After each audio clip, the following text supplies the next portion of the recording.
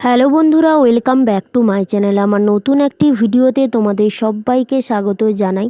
আমরা সবাই ভালো আছি, সুস্থ আছি।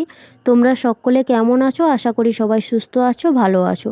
সবার সুস্থতা কামনা করে আজকের ভিডিওটা শুরু করছি। তো আজকের ভিডিওটা হয় পুরোটা প্রথম থেকে শেষ অবধি দেখো। আশা করি ভিডিওটা তোমাদের খুব খুব ভালো লাগবে। সকালবেলায় ঘুম থেকে উঠেই না বাসি ঘরের যে সমস্ত কাজকর্ম ছিল, তো সেগুলো একে একে সব সেরে নিয়েছি। তারপরে চারিদিকটা এত হাওয়া দিচ্ছে সকাল থেকে, কি বলবো বন্ধুরা। আজকে রাতে অবশ্যই করে শীত পড়বে। তো গত 2 থেকে 3 দিন কুয়াশায় চারিদিকটা ঢাকা ছিল, মানে সকালের পরিবেশটা। আজকের কিন্তু কুয়াশা ছিল না, একদমই মানে কুয়াশা মুক্ত আকাশ ছিল। তার জন্য সকাল থেকে এত হাওয়া বইছে আর প্রচণ্ড পরিমাণে ঠান্ডা লাগছে, শীত লাগছে। আর এমনিতেও ঋদ্ধিস ভালো আছে, তবুও ওর মাঝে মধ্যে একটু ঠান্ডা লেগে যাচ্ছে, এরকম হচ্ছে। মানে বাচ্চাদের যা হয়ে থাকে সেরকমই হচ্ছে। যাই হোক, দেখো সকালবেলায় কাজকর্ম সারতে সারতে তো কাকুর বাড়ি থেকে এই মাছটা দিয়ে গেল। এটা কি মাছ বলো তো বন্ধুরা? এটা হচ্ছে শোল মাছ। তো আমরা তিনজন, ঋদ্ধিস, আমি, শাশুড়ি মা, তো দেখো 3 পিস মাছ রয়েছে। তো এই শোল মাছটা মানে কাকু পাশের বাড়িতে পুকুর মারা হয়েছিল, তো সেখান থেকে মানে এই মাছটা নিয়ে এসেছে। তো দেখো, তো এই মাছের যা হোক একটা টক বানাবো বলে ভেবেছি। তো কি হয় না হয় সবটাই তোমাদের সঙ্গে শেয়ার করব। তো আমি মাছটা নিয়ে চলে এসেছি একদম পুকুর ঘাটে, আর ভালো করে ধুয়ে নিচ্ছি। আর কাকু কলা পাতায় দিয়েছিল বলে না, তো সেই কলা পাতাটা নিয়েই চলে এসেছি। আর আলাদা করে কোনো বাটি বা ঝুড়ি নিয়ে আসিনি। তো ওইটা নিয়ে একেবারে ধুয়ে নিয়ে এসে নুন মাখিয়ে রেখে দিলাম। তারপরে দেখো শাশুড়ি মা প্রত্যেক দিন তো ওনার একটু চা খায়, মানে ওনার একটু চায়ের অভ্যাস রয়েছে সকাল সন্ধ্যা। তো উনি তো চা খেয়ে নিয়েছে। আর আমার আর ঋদ্ধিসের জন্য এই যে দেখো একটা চায়ের মতন পাতা ফুটিয়ে দিয়েছে। আর এই পাতা ফুটিয়ে মানে চায়ের মতন করে খেলে কি হয়, কফ কাশি সর্দি কাশি এগুলো কিন্তু কমে। আর তার গাছটা আমাদের বাড়িতে রয়েছে, আর আমাদের বাড়ি থেকে নিয়ে কাকিমাও কিন্তু লাগিয়েছে। তো কাকিমারও অনেক বড় হয়েছে। তো সেই পাতাটার নাম ধনন্তরী। তোমরা কেউ শুনে থাকলে বা দেখে থাকলে অবশ্যই কিন্তু আমাকে কমেন্টে জানিও। তো চলো ঝটপট করে আগে চায়ের মতন করে খেয়ে নিই, তারপরে একে একে সমস্ত কাজ সেরে নেব। পাতার চাটা খেয়ে নেওয়ার পরে না জল এসছিল, তো জল ভরে নেওয়ার পরে আমি কিন্তু স্নান করে নিয়েছি। তো স্নান করে দেখো ঠাকুরের আসনে পুজোও দিয়ে দিয়েছি। আর মন্দিরে তো আগে পুজো দিই, তারপরে ঘরের মধ্যে যে ঠাকুরের আসন রয়েছে দেখো, তো এইখানেও পুজো দিয়ে দিয়েছি। আর ঠাকুরের আসনটা আজকের কিন্তু একটু ফুল দিয়ে সাজিয়ে দিয়েছি, যার জন্য কিন্তু মনটা খুবই ভালো লাগছে। আর ঠাকুরের আসনে ফুল না দিলে হয় বলো বন্ধুরা? যাই হোক, দেখো ঠাকুর পুজোর করে নেওয়ার পরে আমি এখন বেরিয়ে যাচ্ছি সাইকেল নিয়ে একটা কাজে মানে রেশন ধরতে যাব, আর তার সঙ্গে ঋদ্ধিসের স্কুলের খাবারটাও আনবো। মানে একসঙ্গে দুটো কাজ হয়ে যাবে। তো শাশুড়ি মা আগে আগে নিয়ে আসতো, কিন্তু অনেকটাই তো চাল, তো উনি নিয়ে আসতে পারে না, হাতে ব্যথা লাগবে এতটা রাস্তা। তো সেই কারণে আমি, যেহেতু আমার সাইকেল রয়েছে, তো সাইকেলে নিয়ে আসতে কোনো অসুবিধা হবে না। সেই জন্য এখন আমি না সব কাজটা বাইরে বা ঘরে সমস্ত কাজটা করে নিই। সাইকেল করে তো চলে গেলাম রেশন আর ঋদ্ধিসের স্কুলের খাবারটা আনতে। তো সেইখান থেকে নিয়ে আসার পরে দেখো কাকিমাদের সবজি বাগানে চলে এসেছি। আজকের কাকিমাদের বাড়িতে তো শোল মাছটা দিয়েছে, তো ভাবছি কি করব। তাই জন্য ভাবলাম যে সবসময় তো ঝোল খাই, আজকের কিন্তু টক বানাবো আমচুর দিয়ে। তো সেই জন্য কাকিমাদের সবজি বাগানে এসে দেখো একটা ওলকপি তুলে নিয়েছি। একটা ওলকপি হলেই হয়ে যাবে। অর্ধেকটা দিয়ে টক বানিয়ে নেব, আর অর্ধেকটা ঋদ্ধিসের খাবারে একটু দিয়ে দেব।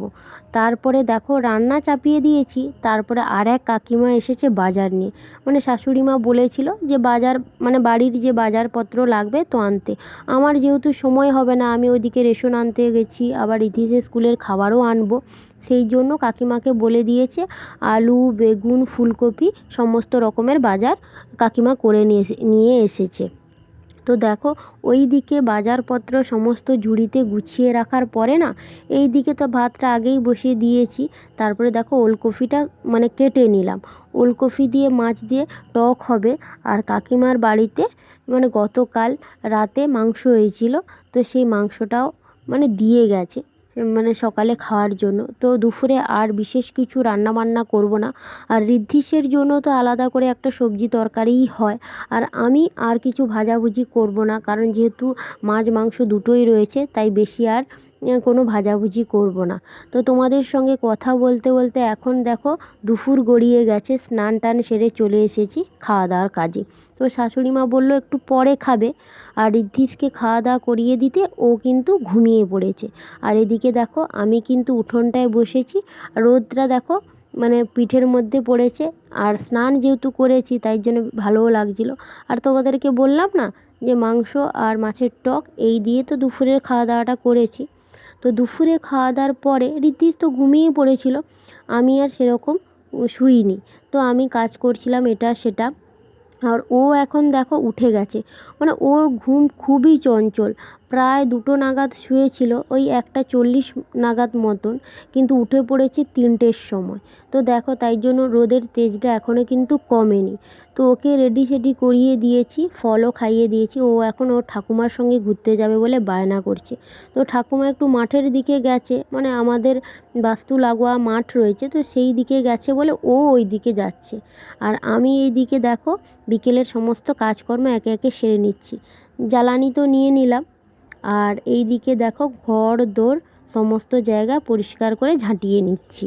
আর ঋদ্ধিসকে তো রেডি করিয়ে দিলাম, ওকে এখন ওর ঠাকুমা নিয়ে চলে গেছে। আর আমি এই দিকে সমস্ত কাজ একে একে সেরে নিচ্ছি।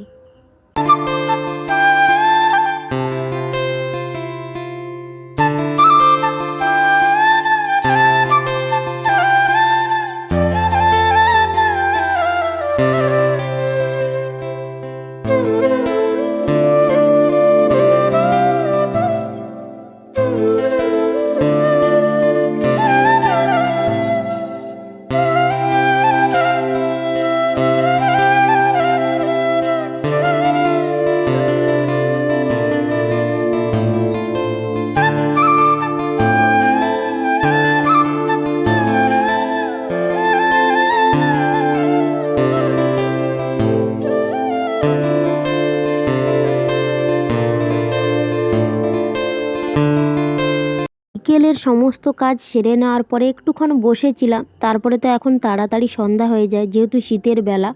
তো সন্ধ্যাবাতি দিয়ে দেখো তো ঋদ্ধিসের সঙ্গে একটু বসেছিলাম, ওকে একটু টিফিন খাওয়াচ্ছিলাম। আর এখন বাজে 7:30। তো 7:30টার সময় ও রাতের যে খাবারটা খায় 8টার সময়, তো ওইটা এখন বসিয়ে দিলাম। ডালিয়া করছি ওর জন্য, ওইদিকে গ্যাসে বসিয়ে দিয়েছি। আর এদিকে বিস্কুটের কৌটোটা না শেষ হয়ে গেছিলো, তাই বিস্কুট ছিল, তো সেইটা বের করে বিস্কুটের কৌটোয় ভরে দিচ্ছি। আর রাতে খাওয়ারের জন্য আজকে রুটি বানাবো। তো যেহেতু ঠান্ডা পড়েছে, তোমাদের তো সকালেই বললাম যে আজকে যা সকালবেলা ঝোড়ো হাওয়ার মতন বইছে, রাতে অবশ্যই ঠান্ডা পড়বে। তো রাতে এত ঠান্ডা, আর ভাতের দিকে গেলাম না, তাই রুটিই বানাচ্ছি। আর শাশুড়ি মাও ভাত খাবে না বললো, তো সেই জন্য আমার জন্য কি আর ভাত বানাবো, দুজনের জন্য একসঙ্গে রুটি করে নিচ্ছি। আর রুটির সঙ্গে খাবো গুড় রয়েছে আর রয়েছে দুধ। তো এই রাতে খাওয়া দাওয়া। আর ওদিকে ঋদ্ধিস এখন খেলাধুলা করছে, আর আমি দেখো এইদিকে কিন্তু রুটি বানিয়ে ফেলছি। তো চলো আজকের ভিডিওটা আর বেশি বড় করছি না, এখানেই শেষ করছি। কেমন লাগলো অবশ্যই জানিও।